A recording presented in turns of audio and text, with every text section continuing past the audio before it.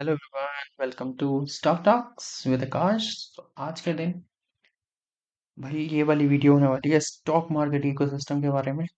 मैं आपको पूरा बताऊंगा कि भाई कैसे जब आप एक स्टॉक को खरीदते हो कैसे आपके डीमैट अकाउंट में आता है, क्या पीछे कौन कौन सी कंपनीज काम कर रही हैं, ये मेक श्योर करने के लिए कि भाई वो स्टॉक आपके पास रहे हमेशा। ओके, पूरा इकोसिस्टम कौन कौन सी कंपनीज हैं, कैसे होता है, क्या होता है, लेट्स समझ सीखते हैं सब कुछ। ओके, स्टोरी से I will like to share one story. भाई होता क्या है, सबसे पहले जी स्टॉक मार्केट है क्या। स्टॉक मार्केट जस्ट जैसे कि एक कोई शॉप होती है, amazon हो गया, जहाँ पे आप कुछ ना कुछ खरीद या बेच सकते हो। ओके, amazon पे आप बेच भी सकते हो, amazon से आप खरीद भी सकते हो। ओके, दोनों नहीं होती है। वैसे ही स्टॉक मार्केट है, स्टॉक मार्केट पे आप स्टॉक बेच भी सकते हो, स्टॉक मार्केट से आप स्टॉक खरीद भी सकते हो। ओके, अब होता क्या है, बिजनेस स्टॉक मार्केट में इसलिए आता है क्योंकि उसे वो पैसा मिलता है क्योंकि ताकि वो अपना बिजनेस कर सके। अगर वो बैंक से लेगा तो उसको इंटरेस्ट देना पड़ेगा भैया, इंटरेस्ट और रेगुलर देना पड़ेगा, डिफॉल्ट नहीं कर सकते। सो अब इसमें होता क्या है, वो स्टॉक मार्केट हम जैसे बंदों से ले लेता है बस, जिसको उसे कुछ देना नहीं है, इंटरेस्ट नहीं देना, पर अपने शेयर्स दे देता है। तो at the end of certain years वो शेयर के दाम कभी ना कभी बढ़ते ही रहते हैं, और कभी बिजनेस बेकार हुआ तो घटते भी रहते हैं। तो हर हमेशा बिजनेस में it's risk. So it's good कि आप देख के इन्वेस्ट करो। ओके, अब हम पॉइंट पे आते हैं कि भाई कैसे होता है ये सब कुछ। ठीक है, तो स्टॉक मार्केट को आप एक शॉप समझ लीजिए, this is shop. Okay, pardon me with my handwriting. अब होता क्या है कि भाई इस पूरी शॉप को जो रेगुलेट कर रहा है वो है SEBI, securities exchange board of India. It's kind of police, police का रोल निभाता है। भाई सब कुछ सही चल रहा है कि नहीं, कोई गलत तो नहीं कर रहा, कोई ब्लोट तो नहीं कर रहा मार्केट को कि मार्केट का एकदम से 1 रुपए का शेयर 100 रुपए का हो गया। उन सबको देखता है सभी। तो ये होना बहुत जरूरी है, नहीं तो हम सबके हार्ड अर्न मनी एक सेकंड में भी जा सकता है। अब इस शॉप के अंदर घुसते हैं भैया, कैसे होता है। तो सबसे पहले तो समझते हैं कि भाई बिजनेस आया, बिजनेस एक अपना आईपीओ लेके आया। अब ये आईपीओ तब तक नहीं ला सकता जब तक सेबी ना, पुलिस ने गो हेड जब तक नहीं दिया तब तक आप नहीं जा सकते। ठीक है, अब सेबी के पास you can not go directly, directly नहीं खटका सकते भैया मुझे एक आईपीओ लेके आना, कैसे लेके आएंगे। तो इसके लिए होता है merchant banker, C H T, merchant bank. Pen थोड़ा, it's fatty, let's take this one.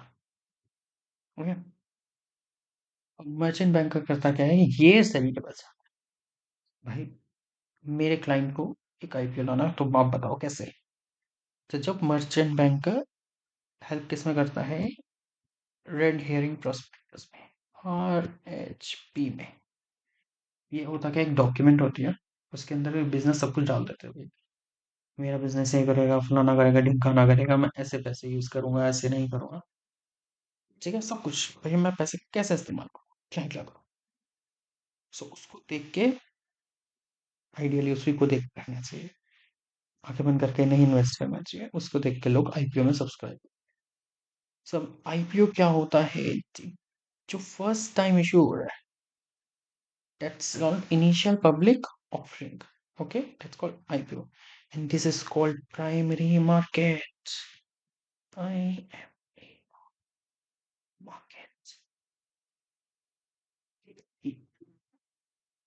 ठीक है, ये हुई प्राइमरी मार्केट, जहां पे आईपीओ आता है फर्स्ट टाइम। जब कंपनी आती है तो आती है प्राइमरी मार्केट। अब प्राइमरी मार्केट में आपने देखा, रेड हेयरिंग प्रोस्पेक्टस देख के, अब यहाँ पे दो और पार्टिसिपेंट्स होते हैं, दो और क्या, एक ही और होता है, एक तो आप खुद हो, domestic retail participant and domestic institution investor, बड़ी बड़ी कंपनीज हो गया, SBI हो गई, LIC हो गई, ये सारी कंपनीज आ जाती हैं DII में। FII के बारे में बताऊंगा, वो बाद में आते हैं। अभी प्राइमरी में FIIs नहीं आते। अब IPO आया, आपने उसमें इन्वेस्ट कर लिया और अच्छा लगा, लेट्स से इन्फोसिस आ रही है, भैया बड़ी बढ़िया कंपनी है, तो आपने इन्वेस्ट करा। अब आप डायरेक्टली इन्वेस्ट नहीं कर सकते, आपको एक ब्रोकर के थ्रू ही इन्वेस्ट करना पड़ेगा। सो अब यहाँ पे आती है ब्रोकर की बारी। अब देयर आर टू मार्केट्स, जैसे शॉप्स होती है ना, दो शॉप्स, एक तो हो गई बॉम्बे स्टॉक एक्सचेंज, एक हो गया नेशनल स्टॉक एक्सचेंज। अब ये होता क्या है, this is nothing but an shop है जहां से आप खरीद बेच सकते हो। ठीक है, दो अलग अलग है, मोनोपोली नहीं होनी चाहिए, तो इट्स अ ड्यूपोली। तो होता क्या है जी, ब्रोकर ही इंटरैक्ट कर सकता है इनके साथ। So only broker can interact with Bombay stock exchange और नेशनल स्टॉक एक्सचेंज, कहीं पे भी जहां पे भी वो शेयर लिस्टेड होगा। हो सकता है कोई कोई शेयर सिर्फ नेशनल स्टॉक एक्सचेंज पे है, कोई कोई सिर्फ बॉम्बे पे है, कोई कोई दोनों पे। It can happen both ways. ठीक है। आप आए, आपके पास यहाँ पे शेयर है, समझ लो आपके पास ही शेयर है। आप इसको बोलोगे भाई मैं ये शेयर बेचना चाहता हूँ, और यहाँ वाला बंदा बोलेगा कि भाई मैं ये वाला शेयर खरीदना है। तब होता क्या है, क्लियरिंग कॉर्पोरेशन अब आती है। अब क्लियरिंग कॉर्पोरेशन का क्या है, पहले तो ब्रोकर ही इंश्योर करता है कि भैया पैसे होने ही चाहिए, अगर नहीं होंगे तो ब्रोकर आगे जाने ही नहीं देगा, आपका ऑर्डर कैंसिल हो जाएगा ब्रोकर के अंदर जाते ही। अब आप आए यहाँ पे, लेट्स से आप आए अंदर, भैया मुझे खरीदना है अब 100 रुपए का share.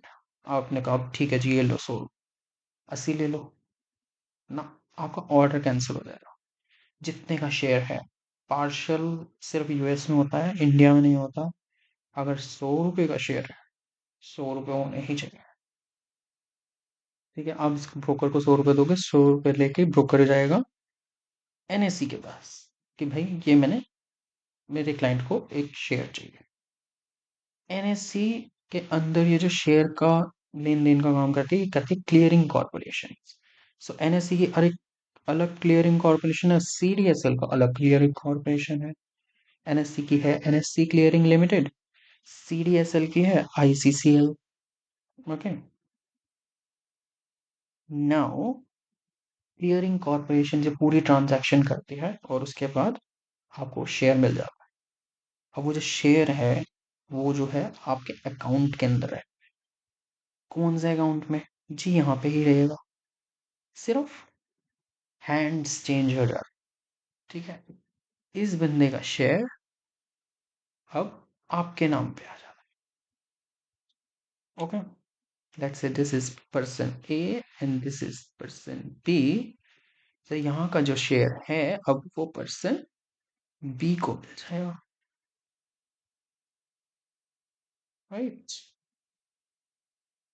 Now this share belongs to person B, और पर्सन A को क्या मिल जाएगा, पर्सन A को पैसे मिल जाएंगे।